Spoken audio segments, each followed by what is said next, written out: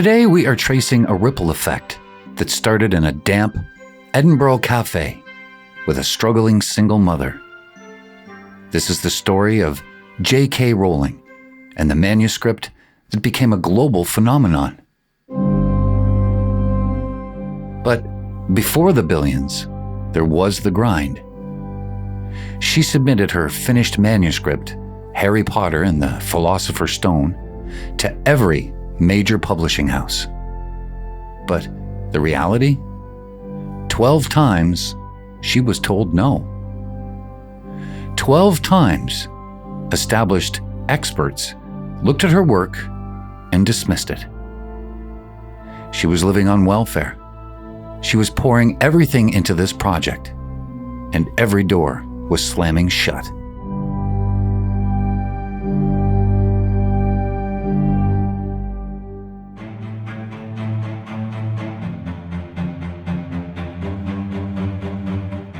The pivotal moment, however, wasn't that yes.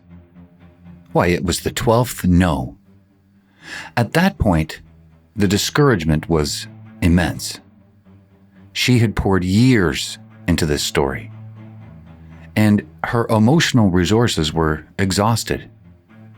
Think about the energy required to print, package, and mail out a dozen copies only to receive 12 rejection letters in return. The human instinct is just to quit. What if she had looked at her notebook after the 12th failure and said, "This is it. I'm done. Time to get a normal job and focus on providing." That small moment of emotional defeat is the ultimate what if that changes everything.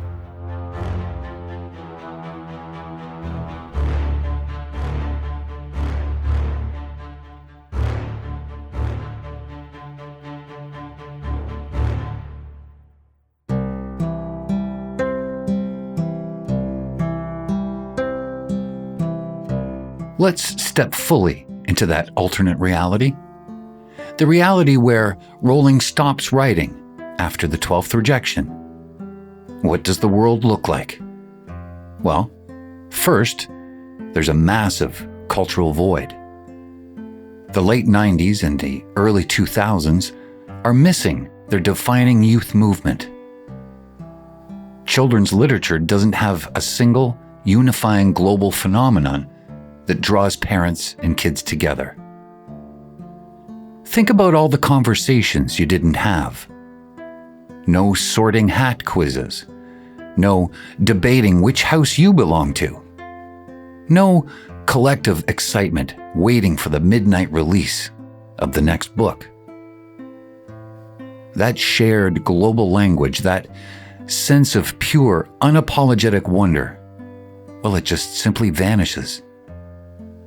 Furthermore, the film industry is lacking a huge tentpole franchise. Other, perhaps less creative action movies fill the gap, and critically, reading culture declines.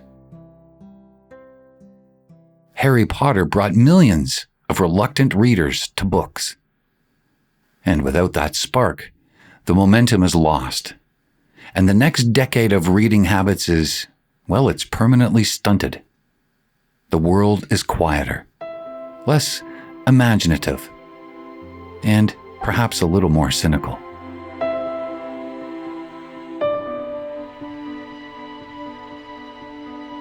But in the reality that we all know where she didn't quit, the ripple effect is one of the most powerful in history.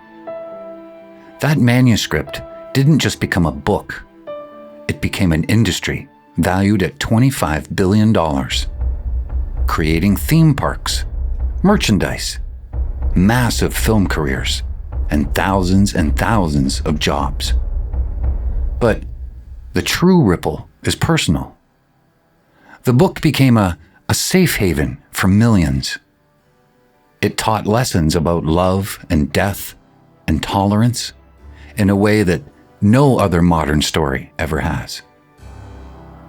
The insight that I take from this is that The difference between a multi-billion-dollar empire and a dusty notebook, it isn't talent.